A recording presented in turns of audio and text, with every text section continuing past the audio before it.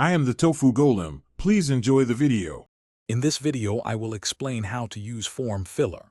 First, you'll need to select and install a reputable Form Filler tool, often available as a browser extension. Once installed, you can usually find its icon in your browser's toolbar.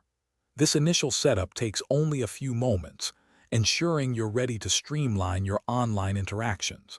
It's designed to save you significant time on repetitive data entry tasks across various websites. Next, let's set up your user profile within the Form Filler. Access the tool's settings, typically found by clicking its icon. Here, you'll input your frequently used information, such as your full name, email address, and shipping details. Many tools allow you to create several distinct profiles, perhaps one for personal use and another for work. This step is crucial for the tool to function effectively, populating forms with accurate data.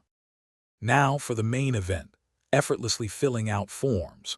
When you encounter an online form, simply click the Form Filler icon in your browser. A small menu will appear, allowing you to choose which saved profile to apply. With one click, the tool will populate all matching fields, saving you minutes of typing. Always take a quick moment to review the information for accuracy before hitting the Submit button. Finally, let's discuss advanced tips and security.